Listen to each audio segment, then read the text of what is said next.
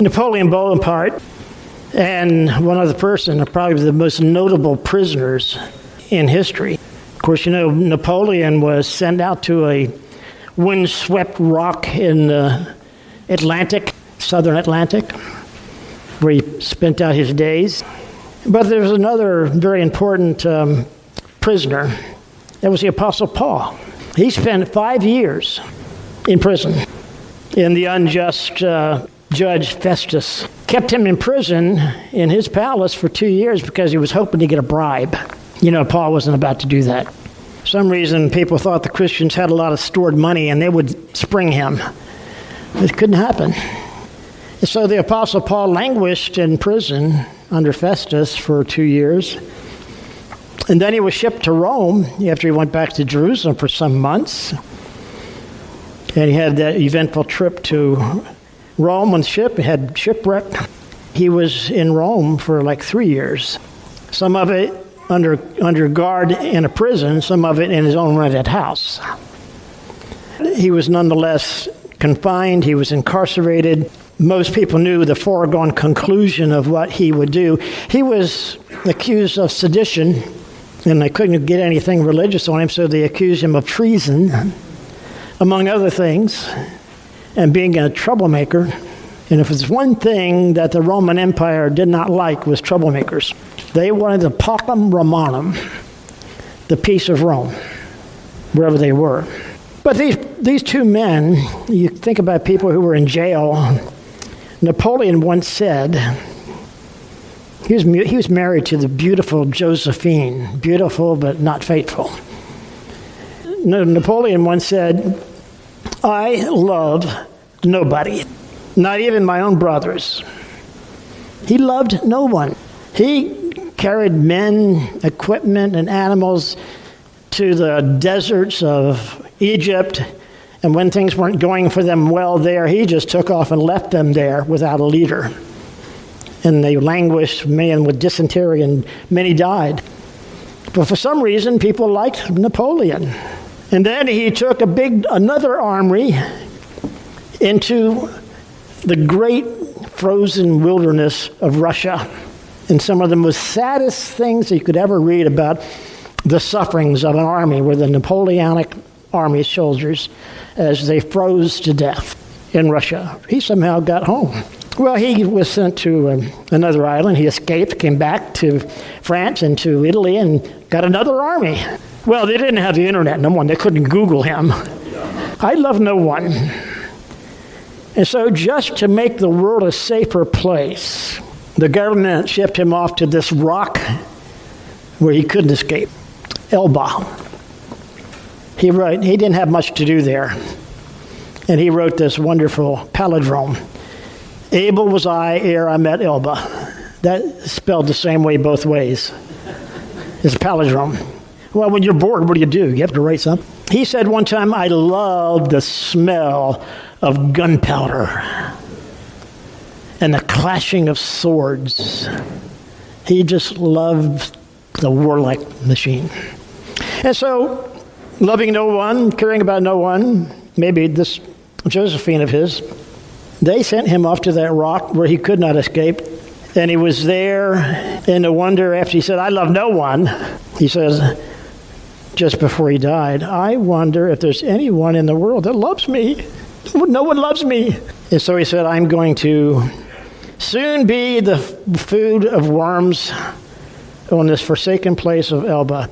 But on the other hand, the Apostle Paul, who was also a noted prisoner of the Roman Empire, lied about, and they just wanted him out of the way. You know, you could get the Apostle Paul out of the way, perhaps, but you could not kill his Lord. And the influence of the gospel of Christ as it went through the then-known world. And even during his prison days, Paul taught and preached. And he had a protege. His name was Timothy. He loved Timothy, and he knew the family well. And Timothy began to be an apostle, and an evangelist, a protege of Paul. But Timothy was nowhere near Paul when he was in prison in Rome. I believe that the sentence of Nero came down for Paul and he knew what was happening. He was just waiting his turn to get his head chopped off. Rather than, like Napoleon, shedding the blood of thousands, the Apostle Paul shed his own blood and had scars in his body because he did love the church. He felt compelled by the love of Jesus to go everywhere, bringing people to know the Christ. And you know he loved people. Of the Thessalonians, Paul said, I loved you like a father, and I loved you like your mother. He just loved them so much. And so they had two notable prisoners. It's good for the contrast. Paul loved everybody. He loved the world. Even from his lonely prison cell, he wrote, he sent out messages all aglow with the love of Christ and the unquenchable throbbing of his heart and that fadeless hope of his that Christ would prevail. Napoleon once said of Jesus, I know men. He knew of Christ. He said, I know men. Jesus was no ordinary man. Napoleon said, I have risen armies that would follow me. But this man, Jesus, today has people on every continent willing to lay down their life for Jesus because they felt the love of Christ coming through him. I have a couple of, before we get to the rest of this, I'll read some scripture to you. I have some goals for our time together today. Number one is I want us to have a appropriate, good sense of destiny in your life, in my life, in the life of our church. And I want us to adopt and feel a healthy sense of urgency because our time is short. And number three, I want us to sense a keen sense of our vulnerability to shirk our responsibility. And number four, I want us to have a joyful grasp of the magnificent calling of God that is in your life, in my life. Because above all things, that is the most important, because time is short. It's a little season. It's a vapor. But eternity is long. And heaven lasts forever. And I keep telling you this because I really believe this. There is an eternal day even beyond heaven in glory. And Rich read it to us this morning. Eye has not seen, neither has ear heard, neither has it entered into the hearts of men the things that God has prepared for those who love him. Many people stop there, but the very next verse says, but God has revealed them to us. And we anticipate that glory. Feel the destiny, sense the urgency, know the vulnerability, and feel the magnificence of being committed in the love of Christ, even as the Apostle Paul was, as Napoleon knew nothing about. Paul was writing to his protege, Timothy, and he says to Timothy, a much younger man, no doubt, Timothy, but you keep your head in all situations. That's good advice. Keep your head in all situations. Endure hardness. Do the work of an evangelist. Timothy, discharge the duties of your ministry. He's challenging him to do his work. That's like a father talking to his son, or a grandfather talking to his grandchildren. Now, you know that the Indonesians come after we, they're here too. And they're mostly young people from Berkeley University. And they're all most of them from Indonesia. And I got to speak to them one time. And I said, how many of you today have a grandfather living in the United States? Not one hand went up. I said, listen to me. I'm your grandfather today. And they laughed, but I think it hit home because all of us need somebody to challenge us in love. Many people will criticize us, but when we have someone who loves us and challenges us, calling out the best in us. And that's what Paul was doing with Timothy. Timothy picked up the broken, bloody body of Paul at the city of Iconium and came to be a Christian without any without any illusions at all. He knew he was going to have to suffer to be a Christian. But become a Christian he did. He began to follow the Apostle Paul. Timothy, keep your head, endure the hardness, do the work of an evangelist, spread the good news of Jesus, discharge your ministry well. And he says, now, this is very poignant to me. For I'm already being poured out like a drink offering, and the time of my departure is near. That's why I believe that the sentence of Nero had already come down, that the Apostle Paul would lose his head. He knew the time, he knew the day, he knew the season that was coming very soon. He says, I don't think he felt like he was just old, because when he was talking to the Philippians, he said, I expect to come back with you. But now he's got the sentence.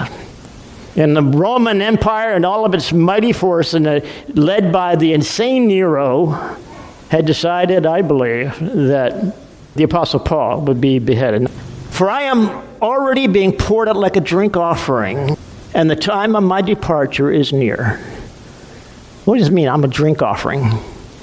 Well, when they made a sacrifice in the temple, they put the animal there, and they lit the fire, and they're going to burn this incense, and they put meal and oil, and they began to do the sacrifice. And the last thing they did was they poured a cup of wine over top of the sacrifice. And Paul says the sacrifice is done. The drink offering is going to be poured very soon.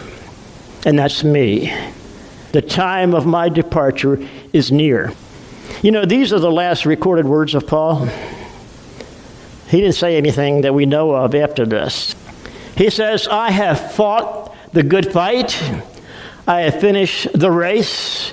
Better said, I have finished my course, as in the Greek. I have kept the faith. I have fought the good fight. I have finished my course. I have kept the faith.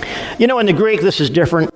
Let me read it to you, because the English translators turned it around to make it smooth in English. But here's what it sounds like in the original Greek. Because for emphasis, the Apostle Paul wrote this, and he said it this way. Timothy, the time of my departure is near. The good fight I have fought. It's in the past tense. The good fight I have fought. The race is concluded. I'm sitting over on the finish line waiting for you, Timothy. What's taking you so long?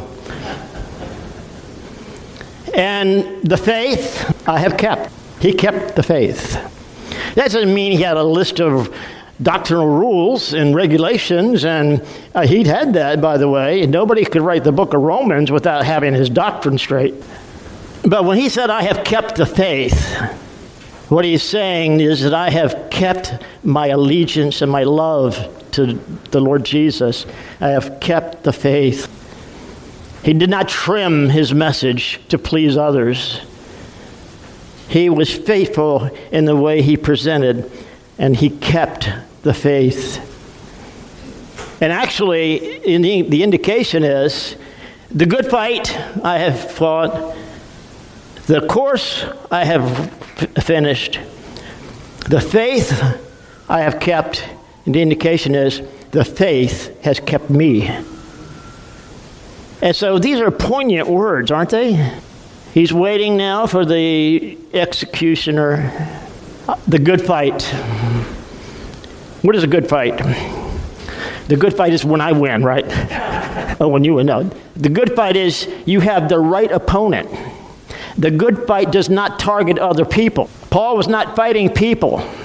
In fact, he said one time, our fight is not with flesh and blood.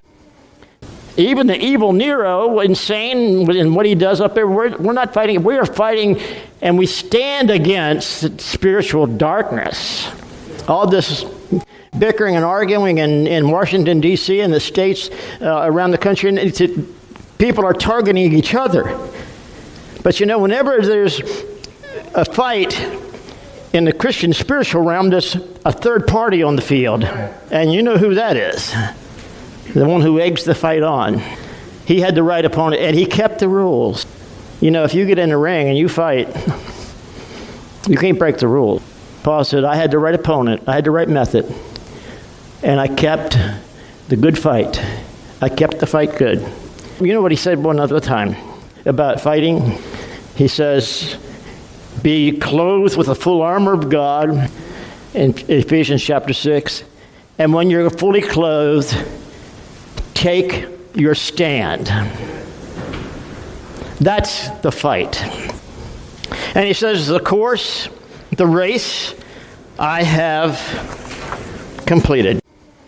And it's in the past tense. This week I read about a college professor in a Christian college and his son, and they had decided they're going to walk on this long trip from the mountains of British Columbia to Southern California. Now that's a hike. If you tell somebody to go take a hike, maybe that's the one you should send them on. And so he realized that these people made it. This father, son, they walked the whole 500-mile trek, 500 miles, and they got to the end of the day completed. But did you know that there are a lot of people who talk about going on a long hike? They talk, and when it comes to the day to leave, they're not on the start line. They change their mind. So 50% of the people who intend to go on a big hike, like for me, it's from the couch to the refrigerator. But they intend to go on a big hike. That one I can keep. But but they intend to go. They don't show up. AWOL. And then there are 40% more who they start the trek, like this college professor and his son. They start it, but soon after the hike begins, and they spend the first night out, and the mosquitoes begin to bite them, and the rain begins to fall on them, and they're walking in slop and mud. They turn around and go home. This is not what I thought it was. 10%, only 10% of the people who intend to go on these long hikes actually finish across the line. That was Paul. Timothy, the race I have finished. Past tense. I'm done. The fight, I've taken my last stand. The course, I have finished. The faith still holds me. Paul said in another place, he said, the faith of Jesus wraps itself around me and holds me that I cannot think about doing anything else. Beloved, can I ask you this? Are you in the Christian way, all of the way, every day, for the whole way? That was Paul. And he was not a super saint. He's just like you and I. Poignant words. Now there is in store for me a crown of righteousness, which the Lord, the righteous judge. I love this because Paul had been under unrighteous judges. Festus, Agrippa, the chief priest, Nero at the end. He had all of the unrighteous judges, but I'm going to face the righteous judge. The righteous judge saw me keep the faith. The righteous judge saw me go the whole way. The righteous judge saw me fight the fight and take the stand. The righteous judge will award me the crown at that day. And not only to me, says Paul, but to all those who are longing for his appearing. You know, when Paul says, there is in store for me a crown of righteousness, that's not a diadem. You know, you see these paintings. There's a lot of bad theology in paintings. And you see these Christians in heaven, they got their gold crowns on and bejeweled with all the rich, sparkly stuff. That's not what Paul's saying here. Those sparkly crowns get thrown off and laid at the feet of Jesus, don't they?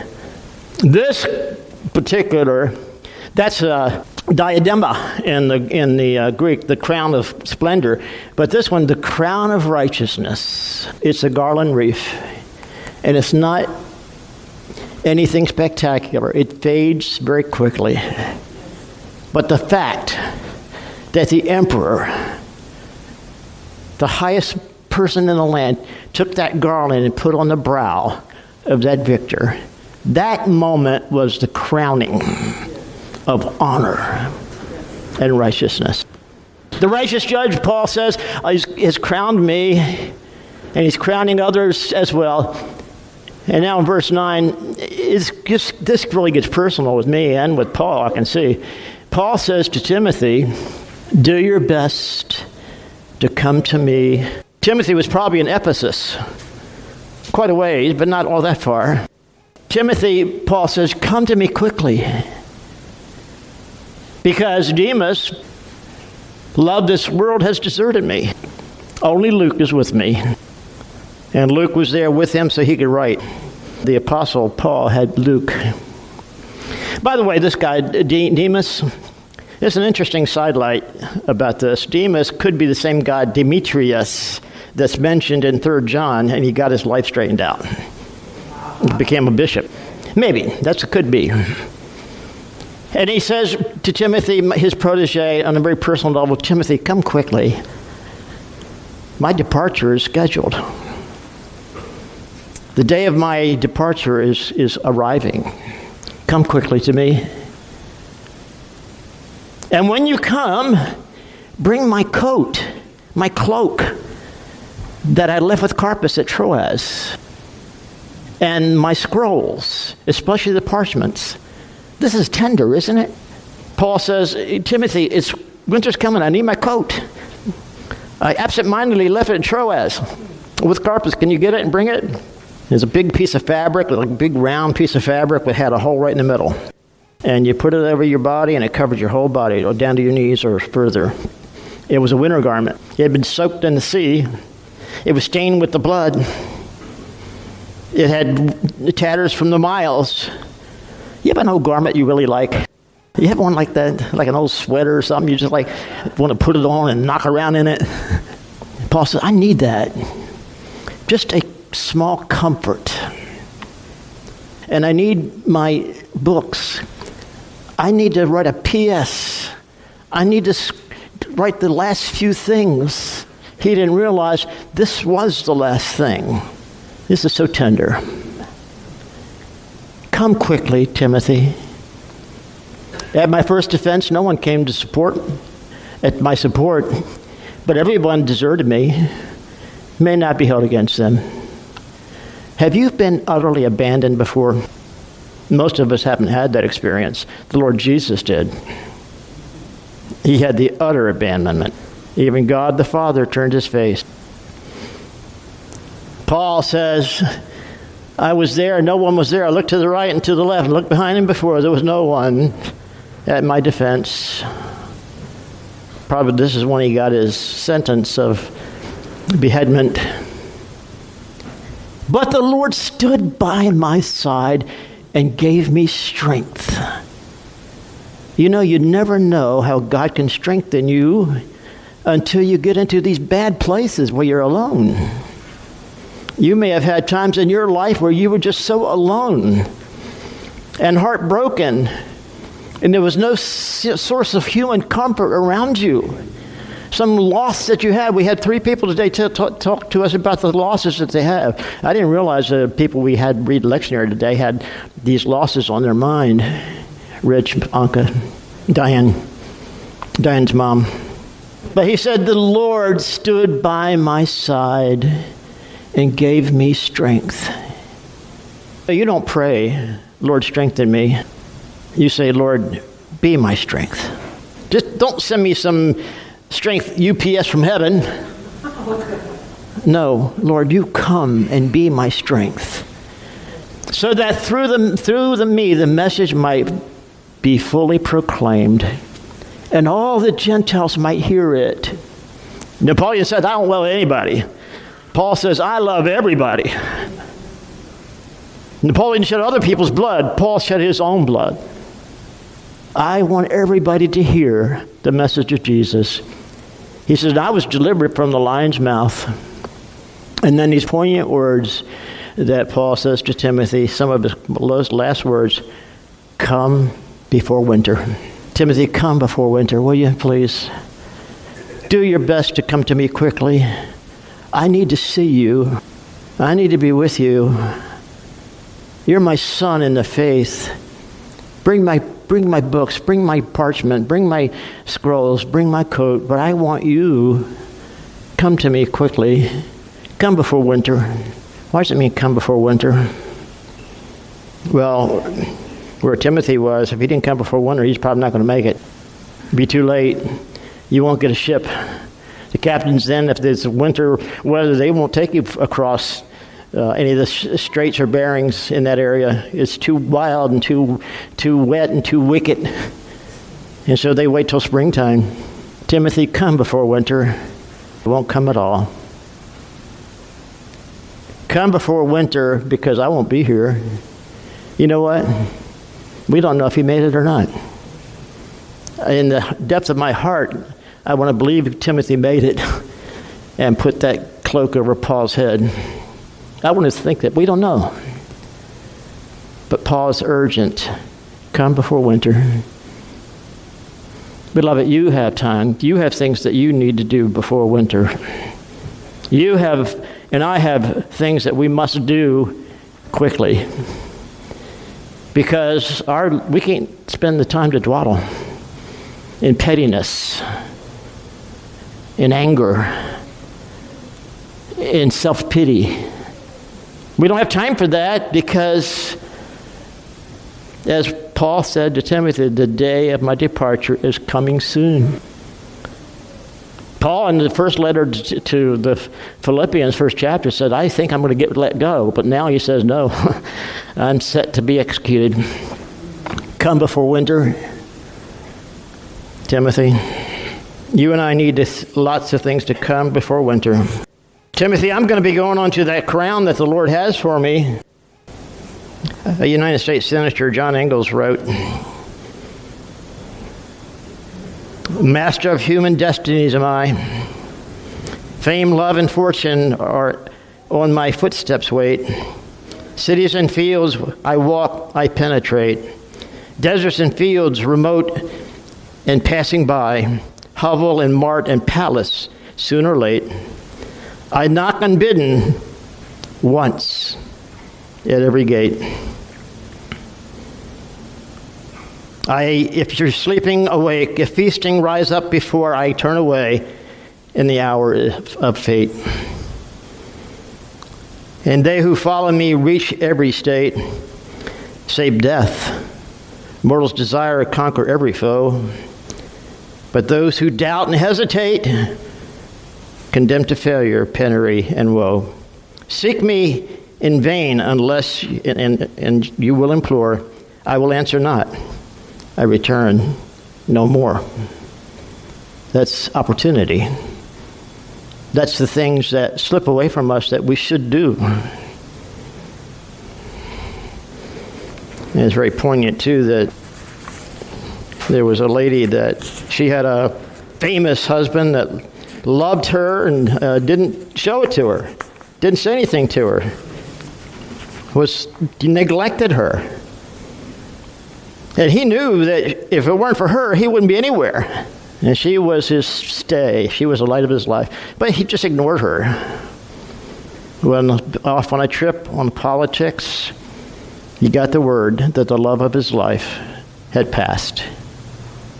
And he knew that the light of his life had gone out.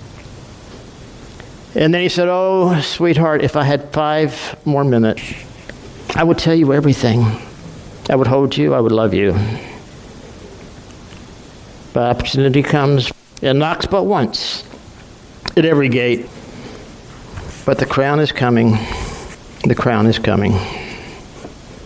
If you visit Christ Church in Philadelphia and you wander around the graveyard, you'll see the gravestone of Benjamin Franklin.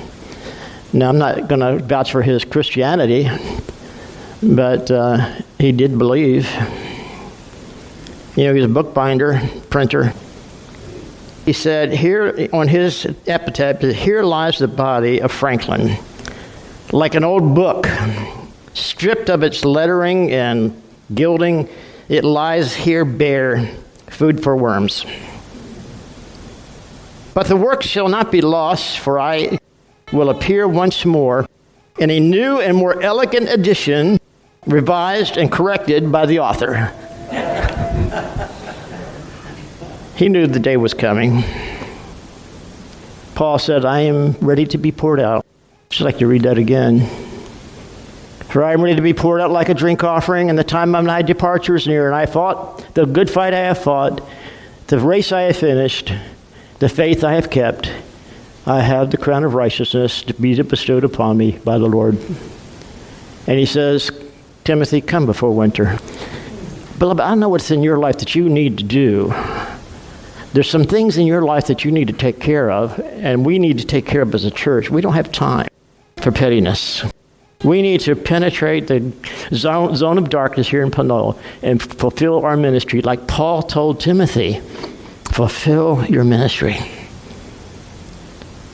Fulfill your ministry to your family. Fulfill your ministry to your wife or husband. Fulfill your ministry to your place of employment. Look in the mirror. Fulfill your ministry to yourself. Come before winter. Come before winter because some opportunities come only once. It may not come anymore. As John Ingalls wrote, I knock at every gate but once. Oh, I'll do that next week. I'll do that next year. I'll do that when X, Y, Z is done. Timothy, don't wait. Come before winter. That was his one and only opportunity to be with Paul again. Come before winter because most opportunities are seasonal. I'm a gardener. You know, I can go up my garden. I can't plant any tomatoes right now. It's too cold. They won't work. There's some things that work really good. I mean, I can grow greens right now, and I got some going. They're good. And I go out there and look at them in little lettuces and cabbages and say, oh, you're so beautiful, I'm going to eat you tomorrow. But there's seasons for things, seasons that you must do things that you cannot have it in another season. You get too busy. Your life is in an uproar. You're so busy doing this or that or the other. Legitimately so. Because the season that you need to plant your tomatoes is already past and it's already cold. Come before winter. And whatever season you're in your life right now, you need to take that season and appreciate it and do what's necessary in this season of your life. Jesus will help you. Jesus is there always. Most opportunities are seasonal. Come before winter because opportunity's day dwindles to an end. The day of your departure is coming, and mine as well. Our opportunities dwindle like that sunset in the background there. The sunset of our life is going. Seize the season. Seize the task. Take the day. It's dwindling to an end. If you need to say I love you to somebody, you need to do that today or very soon. It appeared, I don't want to talk personally, but it came to me not too long ago that I had not said I was proud of my children. I am. All of them are doing well. My 3. And so I sat down and sent them a note, and I said, this is over time and coming, but I love you. I'm proud of what you've made with your life. They're all good parents. Opportunity day dwindles. Let's get it done now. Jesus will help you. Trouble is we get so wrapped up in ourselves. Smallest package in the world, as I said before, is a man or woman who is all wrapped up in themselves. Come before winter, because magnificent awards call for immediate action. I cannot afford to procrastinate or hesitate or linger in reluctance before the magnificence of heaven. If I'm not a Christian today, I need to get that done first. If I've not surrendered my life to Christ, that comes first. because a magnificent reward out there, the crown of righteousness from the righteous judge, is waiting for you and I, and we cannot linger or hesitate to do those things which are required of us. Number one is to yield life to Christ. Come before winter, because our departure is sure. Some people get a lot uncomfortable with this, but I'd be less than truthful if I didn't tell you. Your days are numbered, folks. Our departure is sure. Come before winter. Take this opportunity to do those things the Spirit of God is nudging you to do. Pray. Find a place and pray, and get on your knees before God, or get on your face before God, or raise your hands before, whatever you do, just cry out to God to guide your path for this season, this time, this day, for what I need to do now in my Christian life. It's so important. Come before winter. Can you pray with me?